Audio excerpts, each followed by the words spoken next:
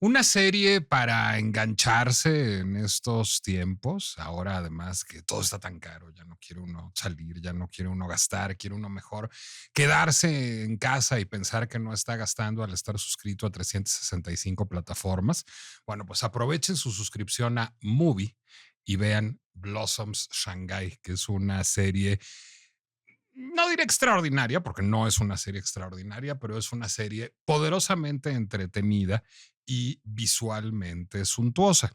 Digo que no es extraordinaria, que no es como una manera habitual de describir una serie, porque con las credenciales que tiene debería de serlo, porque su director es Wong Kar-wai. Wong Kar-wai es uno de los grandes nombres de la historia del cine, es autor de películas que son tenidas por clásicos contemporáneos como In the Mood for Love, como 2046, como Happy Together. De hecho, In the Mood for Love está considerada, si no me equivoco, por el British Film Institute y la revista Sight and Sound como la quinta mejor película de todos los tiempos. Está en la lista de las 100 mejor películas del siglo XXI del New York Times. Es decir, es una obra maestra in The Mood for Love. Y Happy Together es una gran película, y 2046 es una gran película, y My Blueberry Nights es una película rara, infravalorada. Bueno, Blossom Shanghai no es de esos vuelos, no es de ese calibre. Es como una telenovela, pero es una telenovela filmada por Wong Kar-wai. Entonces, eso la hace verdaderamente muy espectacular. No, no está trabajado el guión como los trabaja Wong Kar-wai. Está basado en una novela de gran éxito en China actualmente que se llama Blossoms. No está en el ritmo y el tono habituales de Wong Kar-wai. Wong Kar-wai es un cineasta más bien contemplativo, es un cineasta más bien lento. Yo creo, bueno, leía yo creo que en el New York Times que en el primer capítulo de Blossom Shanghai se dicen más o menos el mismo número de palabras que en toda la filmografía previa de Wong Kar-wai, que normalmente es un cineasta que recurre poco al diálogo. Aquí los personajes no paran de hablar, y cuando menos los dos primeros capítulos tienen un ritmo absolutamente enfebrecido. Luego se va normalizando la cosa. Es una serie que me recordó a The Bear en términos rítmicos, es decir, es ese frenesí el que tienen los dos primeros capítulos, como el primer capítulo de The Bear, y después se va estabilizando la cosa una vez que ya salió Wong Kar-wai de toda la tramitología de introducirnos al mundo de A Bao. Abao, encarnado por una de las grandes estrellas y de los grandes galanes del cine chino, que es el actor Hu Ge, que es imagen de Giorgio Armani en China además. Bueno, pues es un personaje que se dedica a vender y comprar acciones, a ser especulador financiero, digamos, en el Shanghái de los años 90, en el Shanghái de la incipiente bolsa, de la incipiente actividad bursátil China en aquellos años 90. Tiene tres coprotagonistas femeninas, a cual más de guapas. Una es una restaurantera que en realidad, pues digamos, probablemente esté lavando dinero para él. Tiene un localito de poca monta en donde él se va a tomar su sémola con rábanos encurtidos y a sentirse a gusto, pero ella, a pesar de que le parece leal, también parece que se lo está medio transando financieramente.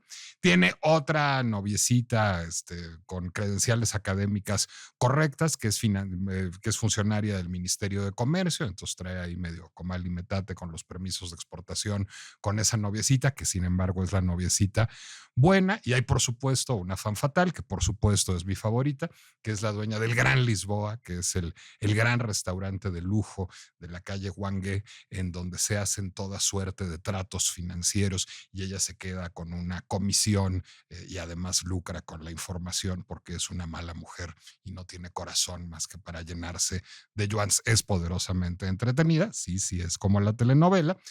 Pero hoy quiero hablar de ella no en términos artísticos, sino en términos sociológicos, porque además es una serie que ha tenido impacto más allá de China. No solo se ha exhibido en todo el sudeste asiático, sino que Criterion Collection tiene los derechos para transmitirla en su Criterion Channel para el público de Estados Unidos, y Movie compró los derechos para Europa y América Latina. Es una serie que probablemente se haya convertido ya a estas alturas en la serie televisiva china más vista de la historia. Y lo que es curioso es que Wong Kar-wai es un cineasta de la nostalgia, básicamente, es un cineasta retro.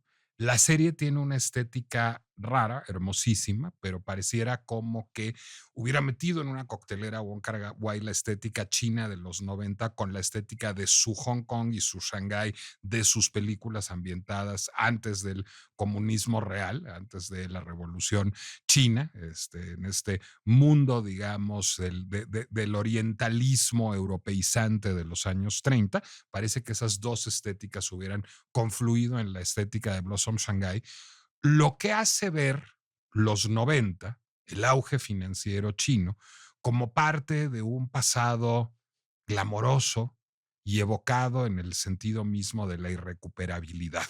Es un pasado fantástico que no volverá. Sí, el asunto es que de ese pasado hace como 5 minutos y ya lo está mitologizando no solo Wong Kar-wai, sino la principal televisora china. Es un producto de CCCTV, Blossom Shanghai. Caray, pues, ¿qué pasa? Que este país que era la potencia temida por Occidente, ya todos nos veíamos hablando mandarín, ya todos nos veíamos haciendo transacciones en yuans, y de pronto ya la prosperidad china es cosa de nostalgia a lo Wong Kar-wai, con mujeres fatales y villanos de película de Humphrey Bogart. Pues, ¿qué pasó? Pues pasó que China, al parecer, no pasó o no pasó del todo como creíamos que iba a pasar. Pasó que la especulación financiera, como la que es retratada en Blossom Shanghai, y particularmente la especulación inmobiliaria, aunada a la recesión global, aunada a la pandemia, redundó en una desaceleración importantísima de la economía china y pues se reventó la burbuja china con muchísimos daños colaterales, por lo cual ese mundo del gran lujo, por supuesto, Abao, el personaje principal de Blossom Shanghai, tiene sastres británicos que le cortan trajes a la medida y bastones con empuñaduras de plata y bebe Remy Martin todo el tiempo y tiene encendedores de oro. Pues ese mundo ya no es un mundo que se nutra mucho del consumidor chino. Ha decrecido enormemente el mercado chino para productos de lujo y eso explica en buena medida la crisis de lujo en general, que ya hemos abordado en términos generales, y en términos particulares, la crisis de una marca que pues se había construido al amparo de ese auge China, al amparo de esa China descrita en Blossom Shanghai, que era Gucci. Gucci tuvo, pues yo diría que 20 o 25 años de un éxito, al parecer, imparable. Gucci era una marca que tenía códigos muy reconocibles, códigos muy discretos, códigos que tenían que ver con una herencia ecuestre cercana a la de Hermès y que generaron prendas como esta corbata que traigo puesta, que es una corbata Gucci pre Tom Ford. Es una corbata Gucci de principios de los años 90, antes de que Tom Ford hiciera de Gucci una marca sexy. La marca empezó a crecer, digamos, con este fenómeno, pero realmente encontró su auge cuando llegó como diseñador en jefe Alessandro Michele. Esto fue hace aproximadamente 12 años. Alessandro Michele, pues lo que hizo fue crear este Gucci maximalista, este Gucci que señores como yo no usan, sino este Gucci más bling, más hype, más instalado en la logomanía, este Gucci de las maletotas y los logos y los estampados y las gorras y las serpientes y todo este Gucci maximalista es el Gucci de Alessandro Michele. Y en algún momento se preocupó la casa Gucci por el rumbo por el que la estaba llevando Michele. Ya hice las consultas financieras necesarias para saber qué es lo que estaba sucediendo con ese rumbo. y que nos corren al joven Michele y que queda la marca acéfala un rato. Luego traen a Sabato de Sarno, un diseñador al que yo admiro enormemente, pero francamente no la hace con el rumbo al que está llevando a Gucci, y Gucci se vuelve pues casi el principal problema, sin duda, de Kering, la marca propiedad de la familia Pinault, es decir, de la familia política de Salma Hayek, que es su propietaria y de la que depende francamente Kering, es decir, Saint Laurent, Balenciaga, McQueen, Brioni, Bottega Veneta son marcas muy chiquitas comparadas con Gucci. Bueno, pues Gucci, que es, digamos, el cash cow de Kering, empieza a tener pérdidas y pérdidas y pérdidas y a decrecer y a decrecer y a decrecer. Y ahora acaba de llegar un diseñador muy comentado, un diseñador que llama muchísimo la atención de la gente, sobre todo en las redes sociales, que se llama Demna Gvasalia. Yo sí pronuncio su apellido con enorme solvencia, me lo repito con mucha frecuencia porque no me gusta nada lo que hace. Y acaba de lanzar el desfile con el que iba a salvar a Gucci. ¿Y qué creen? Que parece que no solo no me gustó a mí, sino parece ser que no le gustó a casi nadie el desfile de Demna Gvasalia en Gucci. Y la marca está emproblemada, pero la marca también se ha convertido en un síntoma. ¿Por qué? Porque cuando corrieron a Alessandro Michele de Gucci, Gucci todavía estaba creciendo, porque fue una supuesta medida preventiva para impedir un eventual decrecimiento ante una pequeña desaceleración, la que hizo que se eliminara a Alessandro Michele. Porque esa apuesta maximalista fue imposible de reconvertir al minimalismo y al discurso del heritage y del quiet luxury de Sabato de Sarno. Y porque ahora yo espero que nuestro invitado, que es un faro de luz, nos ilumine y nos diga qué está haciendo Demna Gvasalia en Gucci, porque yo todavía no lo comprendo, y para lo que sí sirve es para entender en qué manera Gucci es un síntoma de todo lo que está mal hoy en el mundo del lujo y en el mundo de la moda. ¿Por qué Gucci tiene semejante crisis de identidad? ¿Y qué dice la crisis de identidad de Gucci de la crisis de identidad no solo del lujo, no solo de la moda, sino quizás de la economía misma? ¿Será que Gucci es un avatar de la crisis del capitalismo tardío? Esa es una pinche complejidad que ni una serie televisiva de Wong Kar-wai.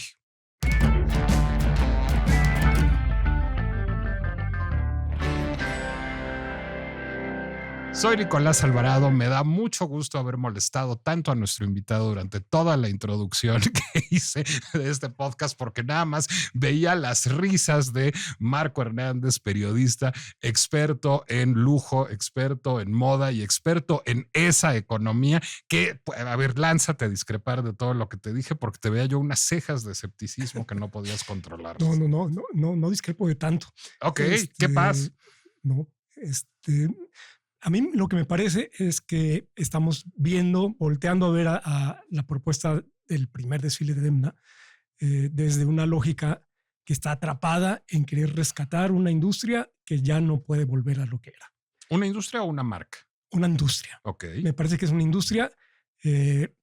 Voy a citar a un filósofo sociólogo del que soy fan, Bruno Latour, habla de que él habla en relación con el tema del medio ambiente, de la naturaleza y de nuestra relación con la naturaleza, y dice que parecemos empeñados en ver la situación como una crisis, cuando lo que hay es una mutación.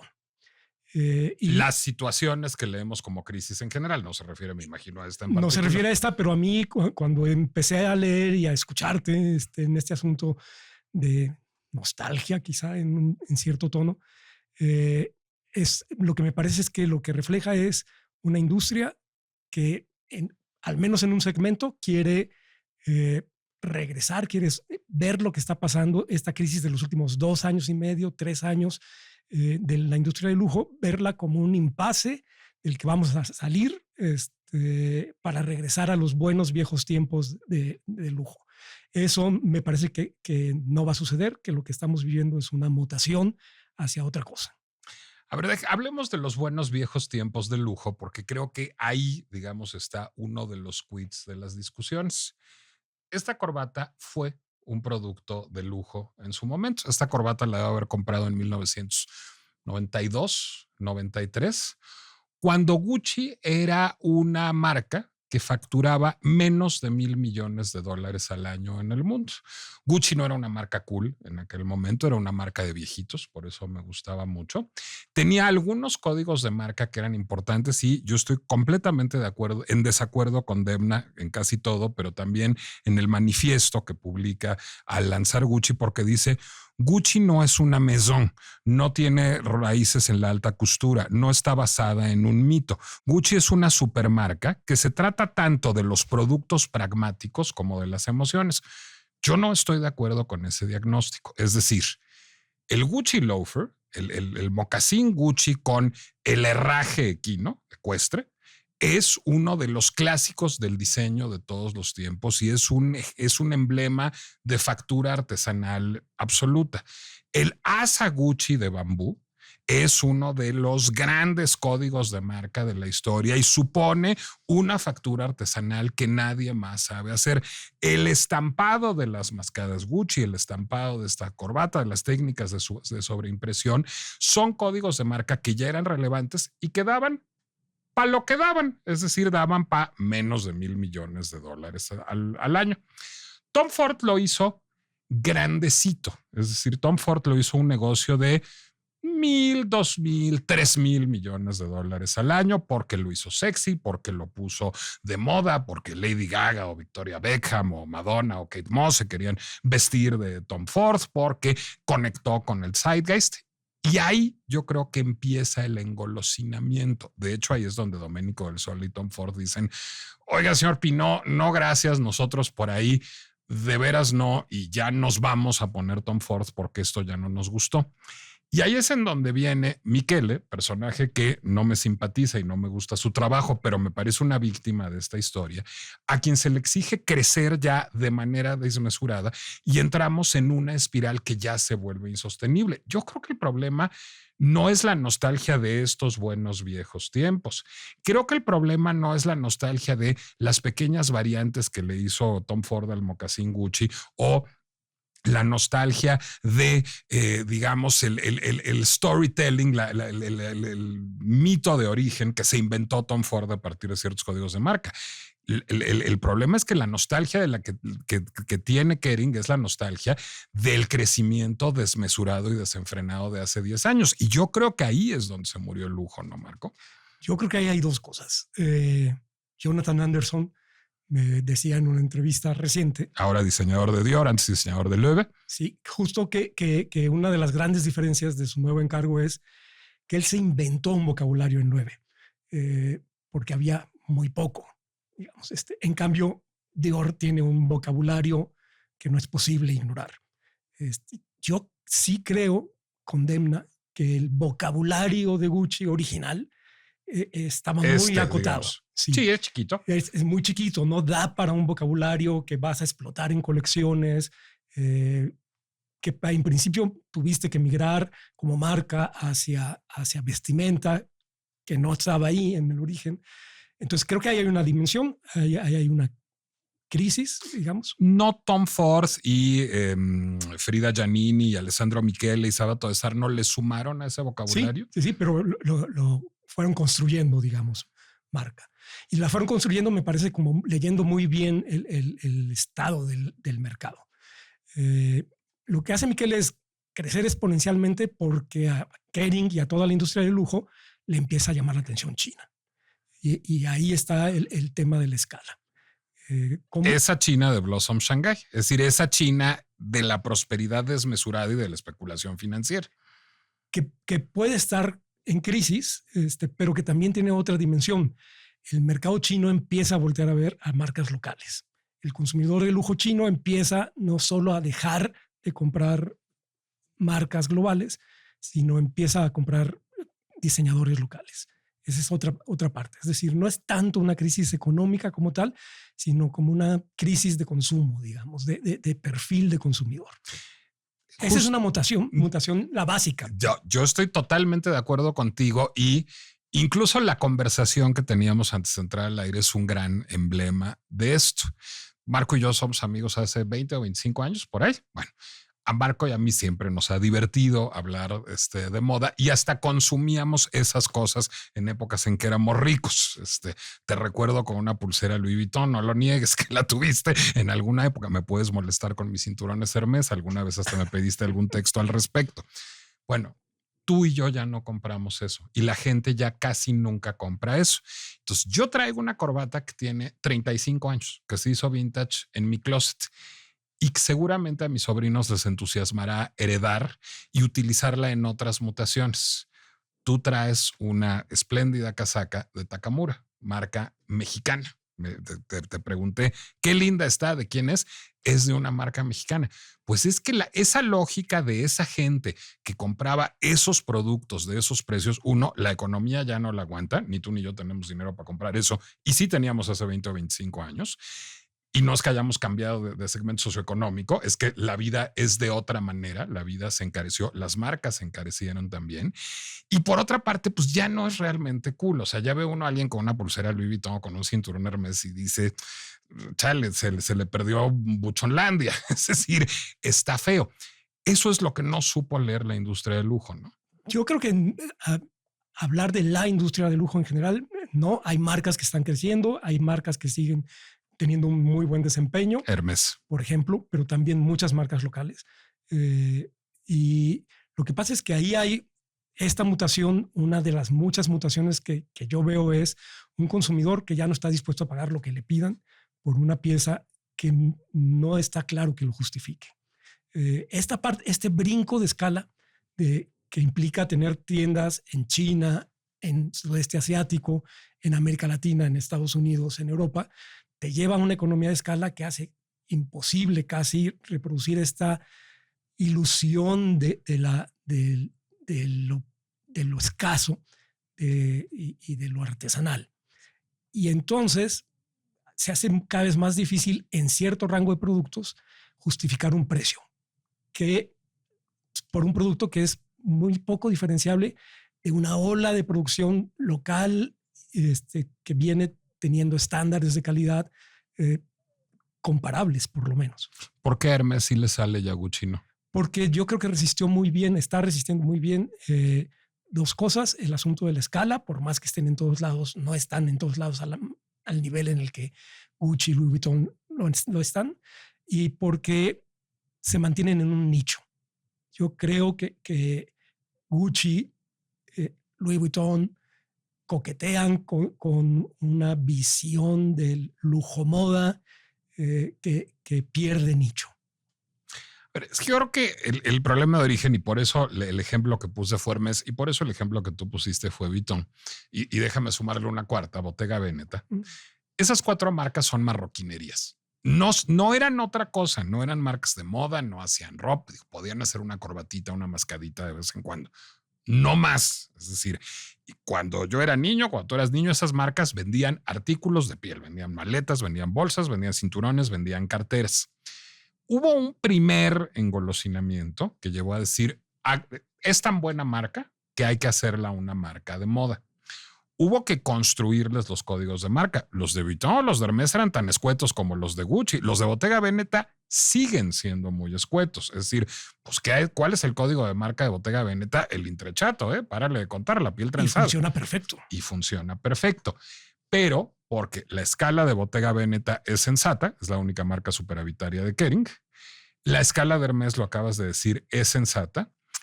Y creo que Vuitton, vive en un aparato, en un ecosistema mucho más grande y mucho más complejo. Te lo decía yo en preparación de este podcast. Bueno, si a Louis Vuitton no le va tan bien, pues siempre a LVMH la va a salvar o la chancla Birkenstock o la botella de Veuve Clicquot. Es decir, hay un ecosistema del LVMH que es lo suficientemente grande para proteger a las marcas. Y si Vuitton no está de moda, Dior está de moda o Loewe está de moda. Es decir, es suficientemente grande. En Gucci tenemos un caso, diría yo, de todo mal. Es decir, vive en un ecosistema muy chiquito, abocado todo a moda sin la división de perfumes, porque a Dior siempre la va a salvar Rador. Es decir, si Anderson no la hace, siempre va a haber botellas de Rador y de Sauvage que vender. Gucci tiene enajenada toda su división de perfumería a L'Oréal, y hubo un engolosinamiento que los llevó a matar a la gallina de los huevos de oro. Yo detesto lo que hacía Alessandro Michele, pero le vendía muy bien a los chinos y mataron esa gallina de los huevos de oro. Entonces, en ese sentido, y regreso, y te pido que regreses a tu adorado Bruno Latour, pues creo que se vuelve un síntoma finalmente de la crisis del capitalismo tardío, ¿no? Es decir, pues por eso no está creciendo el mundo, básicamente. Sí, básicamente sí. Esta mutación, en especial en el lujo, creo que tiene esa dimensión de no estar entendiendo qué pasa con el consumidor. El estudio de Business of Fashion lleva 2 años colocando como primer preocupación de los ejecutivos de las marcas de lujo entender qué pasa con la cabeza de la gente y cómo hacerle para que regresen a las tiendas, para que regresen a comprar.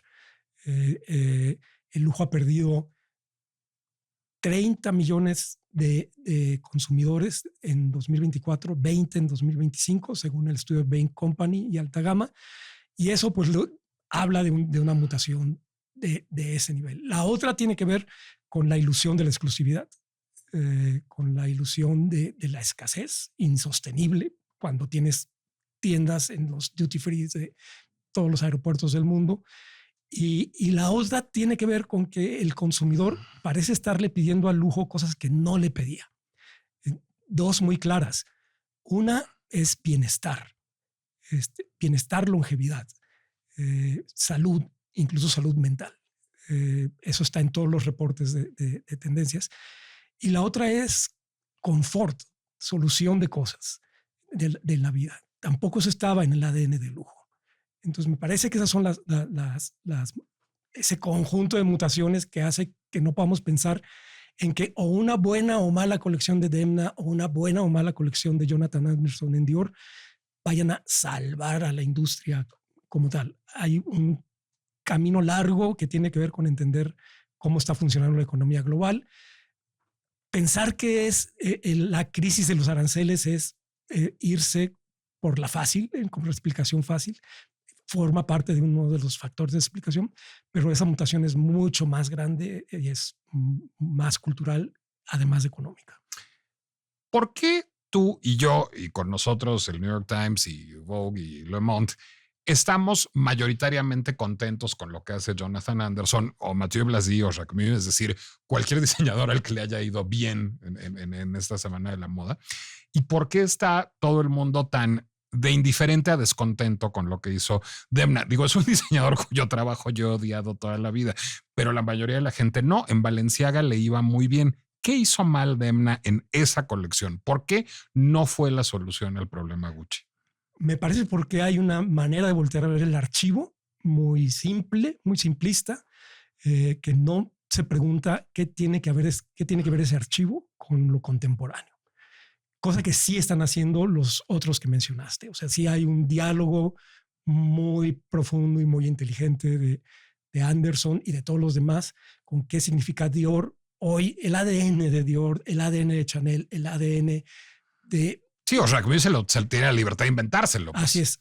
O Tom Ford mismo, como marca hoy. O sea, Hayden Ackerman. Ackerman está haciendo unas maravillas en términos de voltear a ver el ADN Tom Ford, pero voltearlo a ver desde lo contemporáneo. Creo que Demna, al menos en esta primera colección, no logra traducir esa vuelta al archivo a una propuesta contemporánea. Déjame darte la hipótesis, creo que nunca la he verbalizado. Además, creo que es algo que nada más he cultivado como rencor a lo largo de 20 años en contra de Demna. Yo siempre digo, y mucha gente estará de acuerdo conmigo, en que Demna es un artista conceptual atrapado en el cuerpo de un diseñador de modas. Es decir, sus estrategias son estrategias de artista conceptual, pero además son de artista conceptual warholiano, hirstiano. Es decir, Demna es un diseñador que básicamente desprecia e insulta a su consumidor, lo cual creo que funciona en el mundo del arte, pero no sé si funciona también en el mundo de la moda. Es decir, los tenis Balenciaga sucios eran un te estoy tomando el pelo. Mira qué divertido cómo me estoy burlando de ti. Los ositos de peluche leather de Balenciaga eran exactamente lo mismo. Digo, esa le salió mal y tuvo que terminar ofreciendo disculpas, pero eran eso. Pero me voy a más ejemplo. Todo el concepto de Vetements, es decir, el concepto de poner la marca fundacional de Demna y de su hermano, en donde ponía a desfilar, estuve revisando el primer desfile de modas de Vetements en 2015, en donde ponía uniformes de seguridad como del poli de la puerta, digamos, a desfilar por la pasarela, son puras burlas al público. Es decir, finalmente Demna lo que está diciendo es: qué pendejo eres que estés gastando esta fortuna en estas porquerías. ¿No te parece que esa es la estrategia y que a estas alturas nadie paga esas fortunas para que lo insulten? No estoy tan de acuerdo. Me parece en esta tradición que estás fijando, que ahí está el nacimiento de Galeano y que ahí está el nacimiento de muchos diseñadores que son una provocación inicial contra las estéticas establecidas, por ponerlo de esa manera. Lo que Demna no está haciendo en este momento, me parece, es justo eso. O sea, es llevar esa provocación a una inteligencia de marca y de mercado y de lectura. O quizás sí, o sea, quizás la sorpresa es que esta colección de Gucci Demna va a vender maravilloso en India o en África, a donde están empezando a voltear las marcas de lujo para suplir las carencias de China. Lo decía un podcast que les recomiendo escuchar, lo vamos a poner en las recomendaciones en @lapcomplejidad, que es Thoughtful Threads. A ver, parte del problema también es que esta colección, además de que son camisetas, básicamente, es decir, camisetas feas, es que es ropa para el antro. Es decir, es ropa pues para gente que se está cayendo de buena y que tiene 24 años y que va a un cierto tipo de antro, me lo decías tú, al que yo creo que ya ni va la gente a estas alturas del partido. No es también una provocación un poquito huevona la de Demna, es decir, es una provocación vieja y con factura limitada, porque la provocación, a mí no me gusta Galeano, pero qué nivel de factura tiene, es decir, es espectacular lo que hace como artesano. Estos son pinches camisetas. Sí, pero pensar que ese mercado desaparece. ¿El del antro? El del antro, creo que es, no es real. Se acota, se convierte en un nicho muy específico y quizás esa sea la apuesta. Porque yo creo que Demna no está solo allí en esa apuesta. De hecho, creo que esa es una apuesta producto de su negociación creativa con un equipo de mercadotecnia que debe ser un ejército con todas las investigaciones de respaldo y con todas las exigencias de hacia dónde tiene que ir la marca. Tiene sentido ese lujo, esa idea de lujo de las grandes marcas globales que pertenecen a los grandes conglomerados en el mundo de Takamura y de la corbata de 35 años. Digamos que eso es un nicho, y que hay otros que están creciendo más. Estaba leyendo el reporte de Alta Gama y de Bain. Es el 2025 el mercado de lujo reciclado, el de segunda mano, digamos, ya pesa lo mismo que el mercado de China, de nuevo, digamos, para esas mismas marcas. Entonces, ahí pues pesan lo mismo. Y debe haber un nicho en donde está el antro ahí y debe tener su peso específico y quizá debe ser la apuesta, no sé, olvidarse del resto, olvidarse de asumir quizá que Dior está apostando por revisar códigos que tienen que ver con manufactura, con precisión, con elegancia, quizá y estas cosas, y decir, no nos vamos a meter ahí, nosotros nos vamos a meter a otro lado. Ahora, Dior está padrísimo, pero no está en el top 10 de List. Es decir, no está entre las marcas más valiosas del mundo en este momento. Llamado atencional, Hermès sí está. Es decir, el camino de Hermès de la hiperexclusividad, el hiper nicho y la hiperfactura artesanal parece funcionar. Coach está, es decir, también el camino de lujo asequible parece estar funcionando. Dior es una interrogante, es a ver si sale, es quizás la última oportunidad para ese modelo de lujo, Marco. No sé si la última, pero por lo menos la apuesta de Anderson en Dior es una apuesta de traer a lo contemporáneo, de llevar a un mercado más joven el vocabulario de una casa, que hay que tomarse en serio. Anunció el Partido Comunista Chino que, digamos, tiene un nuevo plan quinquenal y ese plan quinquenal pasa sobre todo por la reactivación económica interna. Va a haber un apuntalamiento de la política social, del sistema de seguridad social para buscar liberar el ahorro de las familias y que haya mayor circulante. Se busca un nuevo modelo que esté todo menos recargado en lo inmobiliario. Eso está difícil en China, pero digamos lo que se busca es fortalecer el mercado interno en China. ¿Esa es una oportunidad para los Guccis de este mundo? ¿O ese barco ya zarpó y ese lujo, lo que compren esos chinos va a ser otra cosa? Yo creo que lo que compren esos chinos va a tener otra composición. Va a tener una dimensión de ese lujo, pero lo que veo es que va a suceder lo que está sucediendo en el resto del mundo, que es crecimiento de marcas locales. O sea, si la apuesta es la exclusividad, si de veras creemos que el lujo es escasez, exclusividad, dificultad de acceso, lo que está ahí es proyectos locales en términos de productos y la enorme fuga, por decirlo así, desde hace 10 años hacia las experiencias en la parte de lujo. Esas dos cosas ahí van a estar por más políticas públicas de incentivo al mercado interno y estas cuestiones, ¿no? Habrá más dinero, pero otra vez eso no va a significar que volvamos, me parece, a unas lógicas de consumo previas a esta crisis, que no es crisis, que es mutación. ¿Las marcas están sabiendo aprender a vivir en ese mundo de las experiencias? Gucci no me quedó claro, pero otras. Yo creo que hay unas apuestas muy fáciles quizá en este momento, el asunto de migrar los códigos, los vocabularios hacia estilo de vida amplio. En esta ciudad se están construyendo un edificio de departamentos de Armani. Hay un café, o sea, Tiffany tiene café aquí y en otros lados. Ferragamo abrió un café Ferragamo abrió café pop-up. Hay una apuesta pues de estas marcas, de decir, ok, quizá no está en el consumidor en este mundo del producto tradicional de lujo, de consumo de moda y de vestimenta y de marroquinería, pero para algún segmento sigue siendo interesante recurrir a la cobertura de una marca sobre estilo de vida en general, que además da para tener consumos más pequeños, digamos. Te puedes tomar un café que no te va a costar lo que te cuesta una pulsera de Tiffany. Puedes hospedarte 2 noches en un hotel de Bulgari que no te va a costar lo que un collar Bulgari o un octo, o un reloj octo. Ahí están, pues, o sea, esa apuesta. Pero también está el asunto de gente que le huye a eso, que le huye, o sea, que lo que menos se le antoja es un crucero Louis Vuitton o un hotel Four Seasons, que para mucha gente sigue siendo la garantía de que yo voy a llegar a un lugar y me van a tratar bien, digamos. Déjame hacerte el psicoanálisis de Kering, trayendo aquí además la bola de cristal para especular.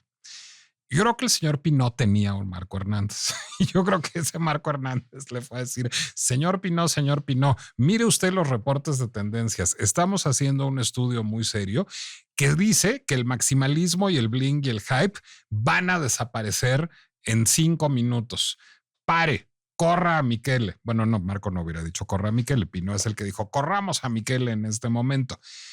No empezó ahí, y quizás es el quid del asunto, no empezó ahí todo el infortunio de Gucci. Es decir, yo creo que Michele destruyó la marca, pero al destruirla, la convirtió en una cosa gigantesca. No más valía perseverar por un camino y decir, bueno, pues ya somos la marca del bling y somos la marca del hype y el señor Alvarado no nos va a volver a comprar una corbata nunca y Debbie Harry nunca va a ser nuestra modelo y está bien y ese es nuestro nicho. No hay, digamos, o sea, la lección ahí no es también hay que ver los reportes de tendencias y luego olvidarlos y perseverar en lo que es uno. O entenderlos bien. A saber. Porque nunca hablan de algo que suple de inmediato y por completo a lo anterior. Hablan de cosas que van creciendo, de novedades que están empezando a ganar volumen, pero un buen reporte de tendencias jamás te habla de algo que supla por completo en el corto plazo a otra cosa. Entonces, si el asunto es un reporte de tendencias mal leído, ahí está el error. Pues el tema es, y es cada vez más obvio, los futuros son en plural, diría un amigo nuestro, y los futuros se construyen. Entonces, entrar a leer un reporte de tendencias como esto es lo que invariablemente va a suceder y eso que va a suceder va a sustituir a todo lo demás, a todo lo anterior, es leer mal un reporte de tendencias. Te voy a decir que también hay otra lección para mí de lo que ha hecho Jonathan Anderson en Dior, aunque no me guste todo lo que hace Jonathan Anderson en Dior, y creo que eso es una buena noticia para la marca. Es decir, me gusta mucho cómo toma la silueta del traje bar y construye una prenda unisex y que puede llevar Harry Styles con jeans y sin camisa en la entrega de los Grammys. Eso es una genialidad y el nivel de factura es un nivel que enorgullecería a Monsieur Dior. Al mismo tiempo, detesto con una furia militante un pinche suéter de cashmere en cuello B con un logo de Dior en la panza. Pero si me pongo a pensar en la tragedia de Gucci y en la tragedia de cómo terminan dos diseñadores talentosos, aunque uno me guste y otro no, de Sarno y Michele tirados al bote de la basura, básicamente, lo que sí entendieron LVMH, Dior, Anderson es tienen que trabajar para varios públicos y el suéter que dice Dior en la panza no es para mí, no es para un consumidor como yo, es para otro consumidor y no desacraliza lo que está haciendo con la reinvención del traje bar. Es por ahí, digamos, es por la atención de varios nichos al mismo tiempo sin sacrificar un ethos de marca que podría reinventarse el lujo. Yo creo que para una marca de esas escalas como Dior, como Gucci, por ahí es. Otras tendrán que renunciar a cubrir todo. Pues tendrían que optar por un nicho. Pero me parece que a Dior y a Gucci no les queda mucho esa opción. O sea, les queda enfocarse en un nicho principal, pero sí atender a algunos satélites, digamos, que estén en otras lógicas. Mi bata que yo uso todas las mañanas para lavarme los dientes y tomarme el café es una bata Dior. No crean que es porque soy muy rico y Jonathan Anderson me hace batas diseñadas a mí mismo. Es porque la heredé de mi papá. Y cuando mi papá se compró esa bata Dior en la bonetería del Palacio de Hierro, Dior no era una marca de lujo. Dior estaba en el purgatorio de las licencias en aquella época. Es decir, todos los que poseamos alguna prenda Christian Dior Monsieur, yo tengo hasta varias, pues no es que sea Dior, era una licencia que se le daba a algún fabricante mexicano y algún fabricante español y algún fabricante japonés y se producía en serie ropa con una etiqueta Christian Dior que no se ceñía a ningunos códigos de marca. Bueno, Dior emergió de ese purgatorio, pero se echó en ese purgatorio pues básicamente toda la época de Marc Bohan, es decir, básicamente todos los 70s y 80s. En ese purgatorio vive a la fecha Pierre Cardin. Es una marca que sí está destruida.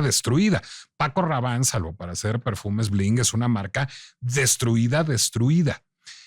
Ese puede ser uno de los escenarios de Gucci, digamos, vivir el purgatorio que vivió Dior o que vivió Chanel 20 años o incluso terminar, pues básicamente hecha mierda como Cardin o como Rabanne. Yo me esperaría a ver la reacción del mercado a esta colección y a las que vengan de Demna. Puede haber una sorpresa ahí. Y no te da lástima. No, me da mucho morbo. Qué barbaridad. Qué falta de espíritu romántico. A lo mejor a ti no te gusta Blossom Shanghai. Ya que la veas. Marco Hernández, ¿en dónde podemos seguirte en redes sociales? En Instagram, en maht.editor. maht.editor va a aparecer en la descripción del capítulo. Ahí pueden seguir a Marco Hernández en Instagram. Me pueden seguir en @NicolásAlvarado lector en Instagram y en Threads. Leerme en El Heraldo de México los miércoles. Y La Pinche Complejidad es una producción de El Heraldo Podcast que ustedes pueden consultar en Spotify, Apple Music, Amazon Music, Deezer, YouTube o cualquier plataforma donde ustedes acostumbren escuchar podcasts. ¿Qué pasará con Gucci? ¿Qué pasará con el ecosistema de lujo? ¿Será que ya nada se va a parecer a lo que conocíamos? A ver, nada más una pista. ¿Quién iba a pensar que algún día en un podcast sobre lujo se iba a hablar del Partido Comunista Chino? Nos escuchamos la próxima. Heraldo Podcast, un lugar para tus oídos.